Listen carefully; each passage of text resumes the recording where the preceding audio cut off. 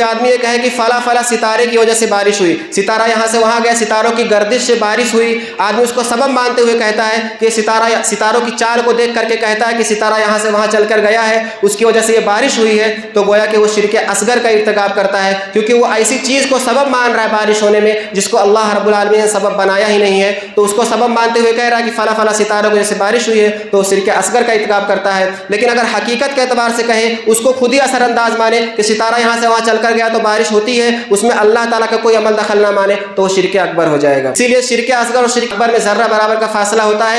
آدمی شرک اصغر کے ذریعے شرک اکبر میں اس کے واقع ہونے کا بہت ہی زیادہ خطرہ ہوتا ہے۔ اللہ کے رسول صلی اللہ علیہ وسلم نے ارشاد فرمایا، السلسلۃ الاحادیث الصحیحہ کے اندر یہ حدیث ہے، حدیث نمبر 1801، اللہ کے رسول صلی اللہ علیہ وسلم فرماتے ہیں، اربع فی امتی من امر الجاہلیۃ لا یترکونہن الفخر بالاحساب والطعن فی الانساب والاستسقاء بالنجوم والنیاحہ۔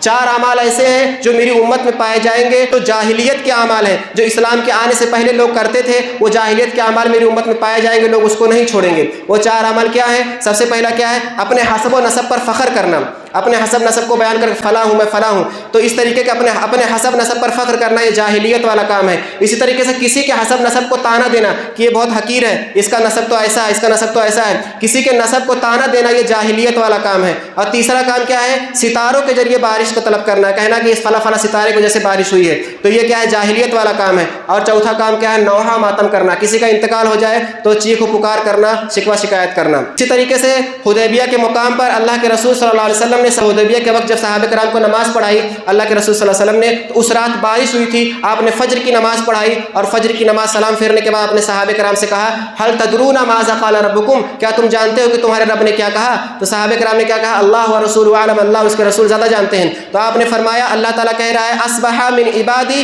مؤمن بی و کافر، آج کے دن میرے بندوں نے صبح کی، کچھ لوگ مجھ پر ایمان لاتے ہوئے صبح کی، اور کچھ لوگوں نے مجھ پر کفر کرتے ہوئے انہوں نے صبح کیا۔ فاما من قال مطرنا بفضل اللہ رحمتہ فذلک مؤمن بی و کافر بالکواکب، واما من قال مطرنا بنوء کذا و کذا فذلک کافر بی و مؤمن بالکواکب۔ آج کے دن کچھ بندوں نے مجھ پر ایمان لاتے ہوئے صبح کی، اور کچھ لوگوں نے کفر کرتے ہوئے صبح کیا۔ تو جس نے یہ کہا اللہ کی رحمت اور اس کے فضل کی وجہ سے ہم پر بارش ہوئی ہے، تو گویا کہ وہ مجھ پر ایمان لایا اور اس نے ستاروں کا انکار کیا، اور جس نے یہ کہا کہ فلاں فلاں ستاروں کی وجہ سے بارش ہوئی، تو گویا کہ اس نے میرا انکار کیا اور اس نے ستاروں پر ایمان لایا۔